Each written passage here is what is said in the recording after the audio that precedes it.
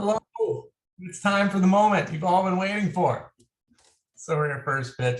I'm Alex Hooper, bringing you finally, I've teased it a bunch, my statistics video. The biggest thing to me in baseball is two sides of statistics. One, the micro, and two, the macro. Everything else in between in baseball is noise, it's fluff, and baseball's a wild, wild game. There are things you need to pay attention to that are predictive. Most of the statistics that get thrown around in baseball by the casual fan they're garbage. You don't need to pay attention to them. They're great for telling you what has happened in the past, but who cares about the past? You buy a card today, does it matter what they did in the past? No. You're buying a card for tomorrow. You're selling the card for the past, maybe, but you want that future money. Anyway, let's get into it. Couple of sites that I want to talk about first, where you can get your statistics in baseball. The first one, not necessarily baseball statistics itself, as we're going to see Lisandro Martinez and Neymar, they're hitting, this is not what we wanted. Those are soccer players that they're showing us for the baseball categories. There we are. Okay, Sorare data. If you do not play Sorare soccer, you need to know about Sorare data. Right now, we're up here in the scouting drop down in the player rankings. This is showing you everyone, I believe, scored by their last 15 games. Matt Carpenter, everybody knows, is the best player in baseball. He's scored the best. That's a joke. He's scored the best over the last 15 and the last 5. But here's some of the things that you can kind of sort by. There's a million other tools. I'm not going to run through those because that's not what I'm here for today. But again, Sorare data, you click on a player, you go to their player page, you see what they're selling for, you see what they've been doing. We got graphs, what they sold for. Click on auctions and offers, you can see what is on the market currently. So do not sleep on SorareData.com. That's the #1 resource other than Sorare. But time to get into what I've been teasing. It's the statistics. All right, Fangraphs.com. Everybody knows BaseballReference.com. Fangraphs.com, if you don't know, is the best baseball statistics site, the most comprehensive site, great breakdowns. I mean, everything about Fangraphs, top to bottom, their podcast, everything is perfect. But statistically, you get a lot of breakdowns here that you won't get elsewhere. You can customize your own dashboard, so you can add right here, you can put in everything, you know, that Sorare accounts for, everything that scores points, just so you can see those and, you know, how often they do that. But you got your rates here, everything like that over here. All right, so what is important and what is not? WAR. For Sorare, completely unimportant. Do not seek players by WAR in Sorare. WAR has a defensive metric tied into it. So you get more WAR just for showing up in center field or shortstop than you do at first base, or DH gets like a negative WAR. So any center fielder that hits the same as a first baseman is going to have a much higher WAR because of the positional value. So you hear WAR talked about as an advanced statistic. It's a great catch-all if you're trying to decide who the MVP of the league is, how you're trying to compensate a player fairly if you're a team. It's not going to help you here. It's not going to help you in fantasy baseball. Neither will these offensive and defensive WARs. Now, let's see. The big thing in baseball that you're going to see on Baseball Reference, you're going to see it, you know, at the bottom line all year. You're going to see a lot of these counting stats. You're going to see, oh, all right, Juan Soto hit 106 singles last year. Oh, Juan Soto hit 29 home runs last year, hit 95 RBIs last year. It does not matter. None of those things matter. None of those things are predictive. Batting average, trash. Don't pay attention to it. It means nothing. It means absolutely nothing. What you want to pay attention to are all of these advanced stats. Every single one of these here, except I don't really know what, I think that's, yeah, weighted ground and a double play, ultimate base running. not going to help you here, but walk percentage, K percentage. This is the percent of the plate appearances that they walk or strike out. Pretty straightforward. But if you look at counting stats like, oh, he walked 79 times this year so far, great. How many chances did he get? You don't really want to have to sit there and do math. Same with the strikeouts. You just go to the rates. Again, not predictive, but it's going to tell you if I get 1,000 more at bats out of this guy, you know, he's going to walk 200 times, he's going to strike out 137 times. And it's projectable in that sense. So again, like, don't come to me with count. I don't care if a guy struck out 100 times in a season. How did he have 500 plate appearances? Did he have 200 plate appearances? There's a big difference there. And just looking at these block numbers, it's great for debates. It's great for talking on First Take, as if they talk about baseball, whatever. Not the point. Moving on. All right.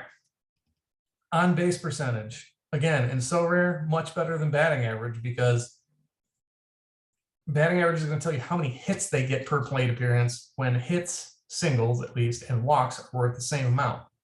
Don't pay attention to batting average if a player is much better OBP wise than they are batting average wise. See, like a Joey Gallo, who is a bad example this year, probably because he's not doing anything well.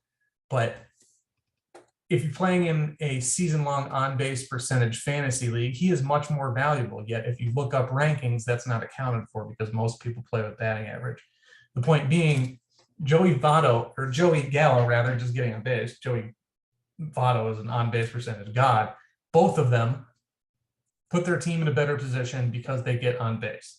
The same is said for your Sorare team. Joey Gallo gets on base by walking because he walks 40% of the time, even though he strikes out 70% of the time. I know that's bad math. But if he's getting on base, there's more chance of you getting points for a run. You still get the same amount for a walk. So pay attention to on base. Slugging percentage isn't going to correlate directly with, you know, the amount of points you score, because there's a difference in points given per, you know, like double, triple, home run. Those multiply off differently, so you can't put like a sure number on, you know, total bases via slugging percentage, whatever. But guys with high slugging, great. That means they're going to get you those 5-point doubles, the 7-point triples, and the 10-point home runs far more often. That's great. OPS, again, just a catch-all, but something you want to pay attention to. If you just want to know who the best hitter is, OPS is fantastic. Same can be said with WOBA. And that's, you know, what Sorare data uses. This is weighing certain things, as you'll see here. Yeah, linear weights. So singles, doubles, triples, homers are weighed different in their impact on the game. WOBA going to give you more of a contextual feel.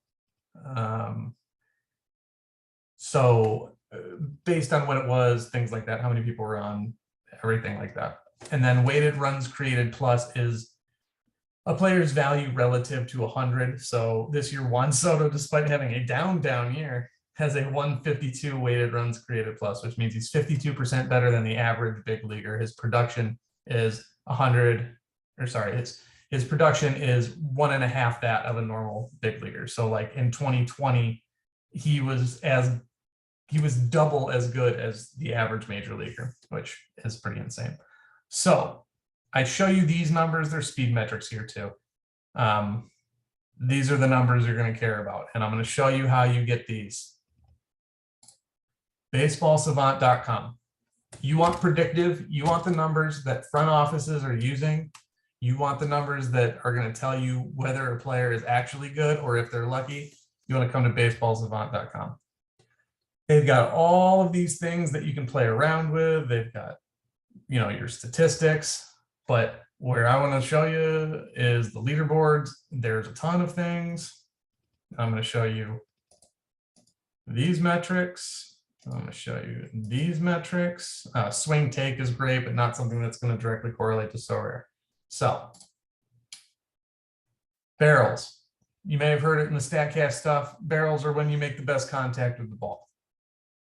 Generally going to be a home run, generally going to be double, sometimes going to be a fly out, sometimes going to be a line out. But the slugging percentage on barrels is way higher than balls that are not. So Aaron Judge hits the ball hard. Giancarlo Stanton hits the ball hard. Yordan Alvarez, Kyle Schwarber, Mike Trout. We know this. We know they hit the ball hard. But did you know that Jazz Chisholm is a top 10 barrel guy? Did you know he's putting up power? Sometimes you don't always see that reflected, A, in the batter's frame, but also in their statistics. But so max exit velocity. This is something that I shouted out with CJ Crone. He's way up here. Guys who hit the ball hard generally goes far. Novel concept, right? But you can see those sorts of numbers here. The difference, 15.5 degrees between, 119 from Stanton, probably not going to make a huge difference in their output. So it's nice sometimes. People will throw these big StatCast numbers at you to like get you excited about a guy like Giancarlo Stanton. But when you see outliers or people that you didn't expect to be up here, you're like, oh, okay, so maybe they can do some damage. The launch angle does have something to do with it, but not going to get into that here. Hard hit percentage, all of that stuff. Barrels per batted ball event. See a different group of guys, but basically the same people. There's Joey Gallo, hits the ball hard, but whiffs a lot. Gary Sanchez, same thing. Franmil Reyes, same thing. There's Jazz Chisholm again. But like, think about the potential upside of these guys who barrel the ball up a little more than maybe you thought or more the public thought. Christopher Morel, a guy that's not going for a lot on the market here in the first day. So there's something to pay attention to. All right. Here's where the money's made. If you have not paid attention this whole time, if you're listening and dozing off or doing something at work and I'm on in the background and you came here for this video for a reason, now's the time to listen. This is the stuff that's predictive. This is the stuff that you want to seek out on the market. So expected stats, they take those barrels, they take the exit velocity, they take the launch angle, and they say, okay, balls hit like that result in this many times. So expected batting average, based on the way that they have hit the ball over the course of a year, per batted ball event. So this isn't just like a broad guess. It's the result of every one of their batted ball events. Every time they've made contact in fair territory, what should their batting average be? Your leader, Yordan Alvarez, Bryce Harper, Freddie Freeman, Michael Brantley, a guy who I am targeting.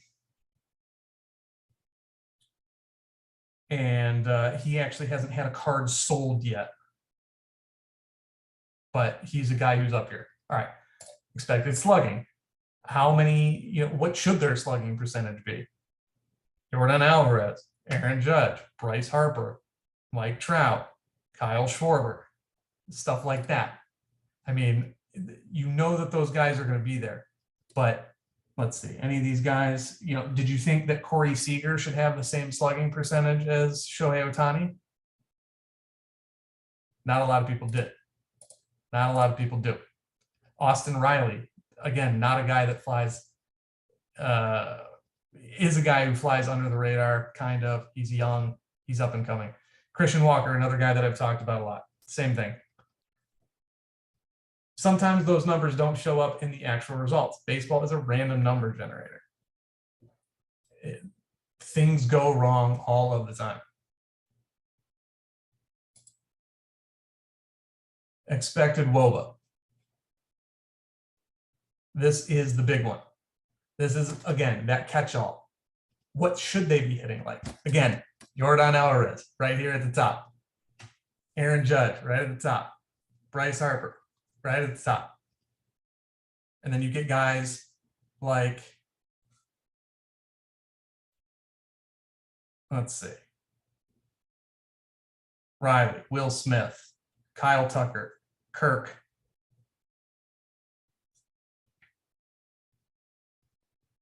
Christian Walker. There we go. Sorry. Couldn't really read. Okay. So what I'm saying is people are, and we're seeing this in the market right now, people are making decisions off of the numbers that are displaying next to, players' names. Pitchers who are in like the 16s and have had a rough last couple outings are going for significantly less than the guys who are going for way more. So people who don't necessarily know about this stuff are paying more for people that maybe they shouldn't be, based on these stats, based on what is happening as opposed to what should be happening. And what always seems to happen, it doesn't always happen, but generally what happens and why these statistics are important is these players are regressing towards the mean. It's always happening. 162 games is a huge sample size, and one game tells you nothing about a player. One at bat tells you nothing about a player. A series of batted a ball events over the course of the year is telling them what kind of contact they make with the ball, how that ball flies off the bat, what's the profile, where is this ball going to go in the future if they continue to swing like this. Sometimes it doesn't all work out, but if the numbers say like, hey, this should be working out more, generally it starts to happen more. So what this is going to help you do is identify inefficiencies in the market. If you're seeing players going super low, but their expected stats are way higher, then you should look into why that might be, and if you can get them for cheaper. Sometimes it's a matter of ballpark. Ryan Mountcastle, I believe, he's been popping on all these numbers, and it doesn't even show up if you look at their park factor over on Fangraphs, which I'll show you really quick. If you go to glossary, park factors. All right. This is a 5-year breakdown of, again, 100 being league average. What park gives up the most homers? It's Great American Ballpark. And then right here, it's the Orioles, 111 home run park factor. So they should be, allowing even more homers, but they just moved that left field wall way back.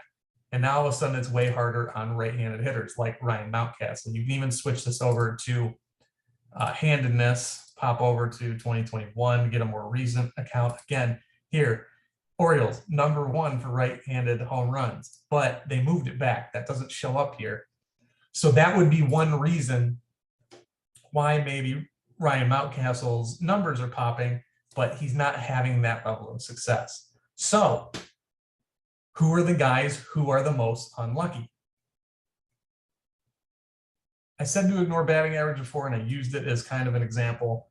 But again, that gives you a very, very bare bones here, just the difference in expected batting average to batting average. But let's look at the difference between expected WOBA and WOBA. Who are the most unlucky hitters? The luckiest hitter so far in the league is Jose Ramirez, the #1 scorer in Sorare. So if this is positive, that means his results, these are his actual results, are 50 points better than his expected results. So I don't think it'll take you long to get, so there are 56 players in baseball that are even marginally overperforming their metrics. Generally, you're going to underperform. So let's swap that around. The unluckiest player in baseball is Christian Pache, who I believe got sent down to the minors. His results were abysmal. His expected results weren't much better. Brian De La Cruz, again, having a rough go of it, not a great WOBA number, not a much better expected WOBA. But then you see a guy like Marcelo Ozuna, who I've highlighted in a couple of videos now, should be pretty darn good, but it's not happening for him. And he just sold for very, very little on the limited market and Sorare. So here's a guy to look at. Who have I highlighted more than anyone on this channel so far? Corey Seager. For guys with over 300 plate appearances, the second unluckiest player in baseball, and should just have an astronomical WOBA, but instead he's down here at 341. Is that because of Texas? The park factor doesn't say anything about that. So I'm expecting him to bounce back. So if you find these guys who have just red expected WOBAs, then these are the guys who should be performing at insane levels. And these are the guys you should be looking for. Are they selling way too low? Christian Walker. How many times have I mentioned his name? He's not going for much. Jack Peterson, his super rare was way lower than a lot of people last I looked. Hey, wouldn't you know it? Shohei Ohtani has been unlucky. He should be better. Same for Kyle Schwarber, who is going for way cheaper than he should be right now. Mountcastle, I mentioned a reason why you might be skeptical of him. And then you see Kepler, Acuna. But if you see people who pop on this, it's, WOBA minus X WOBA is the actual statistic. WOBA minus X WOBA. If you see people way up here in the negatives, but their actual WOBA is still pretty good, those guys are ripping the cover off the ball. And even if you have to pay up, like Corey Seager is not going to be cheap, but he should be more expensive because he should be playing better. And that's what you want to look for. This is the statistic for me. I'm not talking about performance. I'm not talking like you're going to get a bunch more points if you do this. You might actually suffer. There might be a reason that they're underperforming their statistics, but this is where you're going to find the market inefficiencies in Sorare, these players who are not performing up to how they should be. So I'm going to give you a look. I mean, look at this. Judge and Alvarez should be much better. Yeah, if I could get a Jordan Alvarez card stat, I would. Same thing over here. We looked at the expected slugging. Who's struggling? Jose Ramirez, outperforming by quite a bit. This is actually a huge difference. It's almost double the next guy. So maybe hold on those Jose's. Nick Gordon, that's a surprising one, has had the least luck in terms of slugging. Marcell Ozuna, again, I'm probably just going to hop off of this call and just buy him real quick. Acuna hitting the ball pretty hard, but that ACL might not have caught up. Let's see, any other guys flying under the radar? Here's Seager again, here's Schwarber, Christian Walker, Jock Peterson. So there are some names that I would go after just by that. These are the things that matter. These expected numbers matter so much more than any of the other numbers you can find. The barrel rates and the hard hits matter a lot. None of that counting stuff matters. None of it matters. The only thing that matters is plate appearances and games. If they're showing up at the park and they're getting in the lineup, great. Then look for this stuff. You can get it for pitchers too, and we'll look at that in a second. One last thing here on the hitters on StatCast, you can see how guys are trending. So like if you see Carson Kelly wasn't hitting the ball very well, but over his last 50 plate appearances, he's popping. Now might be the time to hop on him. Josh Naylor, same thing. Chris Bryant. These are guys who they're not selling yet, but they're about to be if they keep this up. You can see the guys who are falling off as well. Alejandro Kirk going for big money right now. Might want to stay away from him. Here's 100 plate appearances. Matt Carpenter, Anthony Rizzo, Julio Rodriguez turning in the home run derby. Over 100 plate appearances. These are guys that you probably definitely want to avoid. And then one last for 250. Then Carson Kelly shows up on the other side. Luis Robert just really struggling, but by 250, I think the market's probably already adjusted. So just something to keep in mind, these rolling windows. And then again, for pitching, it's the same sort of thing. You want a low xWOBA for these guys. So the quality contact against is something you're looking for. Andres Munoz, you want a good, cheap relief pitcher in Sorare right now, target this guy. These are the guys who are getting blown up. Josh Hader has had a rough go the last couple of times out. Same thing over here for pitchers, 250, 250. I just saw Zach Gallen go for a criminally low price on the limited market. All right, so we're going to go over here to barrels for pitchers. Again, you want this to be low. Devin Williams, guy hyped up a ton. Let's turn up the qualified batted ball events to filter out some of the relief pitchers.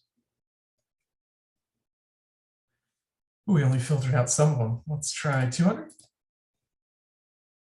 All right. Yeah, so these are guys who, maybe don't strike a whole lot of people out, but they're not getting hit terribly hard.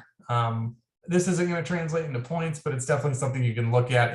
If your starters had a couple of rough outings and this is still really low, the barrels per plate appearance, something like that, maybe think about keeping them, hold them on, ride that out a little bit.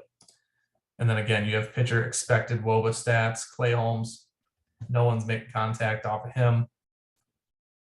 Expected slugging, Clay Holmes. Let's move it up to 200. All right, Shane McClanahan, best pitcher in the game right now. Nobody's hitting Shohei Ohtani. Surprise, surprise.